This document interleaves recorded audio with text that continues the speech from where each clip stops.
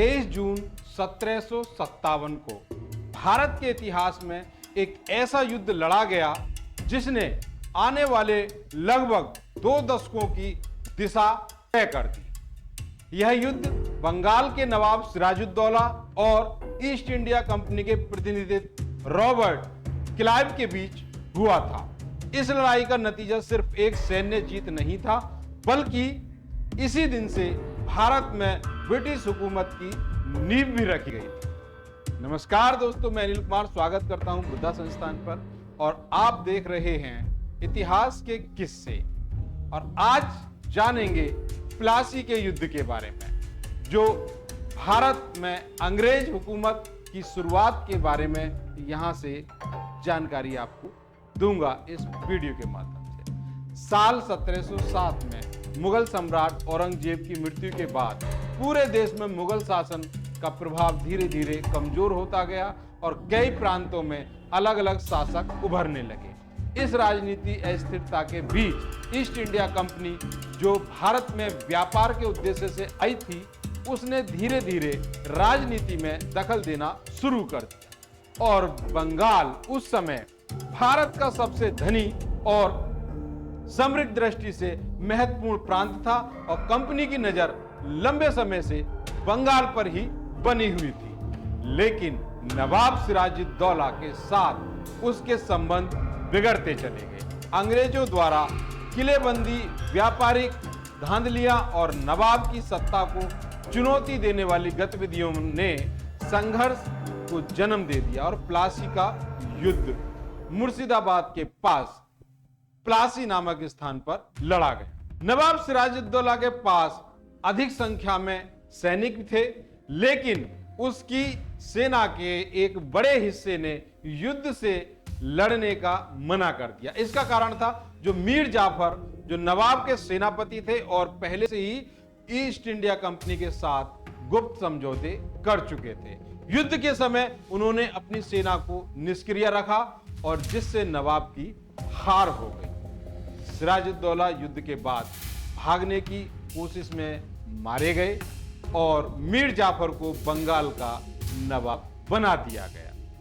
हालांकि मीर जाफर नवाब तो बन गए, लेकिन वे स्वतंत्र रूप से शासन नहीं कर सके। उन्हें अंग्रेजों की हर बात माननी पड़ती थी। बस यही समय था जब ईस्ट इंडिया कंपनी ने सिर्फ व्यापार ही नहीं बल्कि शासन करना भी शुरू कर दिया। कंपनी ने बंगाल के राजस्व और प्रशासन को अपने नियंत्रण में ले लिया और भारत में ब्रिटिश सत्ता का पहला कदम बढ़ा दिया। कुछ साल बाद मीर जाफर की जगह मीर कासिम को नवाब बनाया गया, लेकिन मीर कासिम ने अंग्रेजों की दखलंदाजी का विरोध भी किया, लेकिन उन्हें भी बंगाल से बाहर निकालने का प्रयास किया। मीर कासिम ने अवध के नवाब शुजाउद्दौला और मुगल सम्राट शाह आलम द्वितीय के साथ मिलकर एक संयुक्त मोर्चा तैयार किया और 1764 में बक्सर के पास ईस्ट इंडिया कंपनी से युद्ध लड़ा। यह युद्ध भी उस समय पर अंग्रेजों ने ही जीत लिया और इसके बाद ही कंपनी को बंगाल, बिहार और उड़ीसा में अपना राजस्व वसूली का काम इन्होंने शुरू कर दिया। इस जीत के बाद ईस्ट इंडिया कंपनी अब सिर्फ एक व्यापारी संस्था नहीं रही थी, बल्कि एक शासक शक्ति बन गई थी। अब वह न सिर्फ व्यापार कर रही थी, बल्कि कर वसूली भी कर रही थी, सेना चला रही थी और प्रशासन भी संभाल रही थी। भारतीय किसानों और व्यापारियों से वसूल किए गए करों का उपयोग अब इंग्लैंड को लाभ पहुंचाने के लिए किया जाने लगा। इस तरह प्लासी और बक्सर के युद्धों ने मिलकर भारत में अंग्रेजी शासन की बुनियाद रख दी। यह दौर सिर्फ राजनीतिक बदलाव का नहीं था, बल्कि इसके साथ ही सामाजिक, आर्थिक और सांस्कृतिक बदलाव भी शुरू हो चुके थे। धीरे धीरे भारतीय समाज में असंतोष पनपने लगा, जो आने वाले समय में कई आंदोलन और विद्रोहों का आधार भी बना।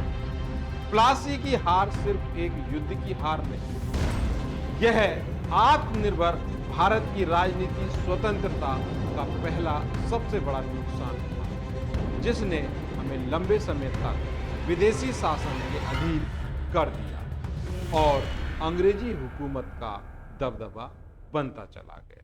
आज का वीडियो अगर पसंद आया हो तो इसे शेयर और लाइक करना ना भूलें।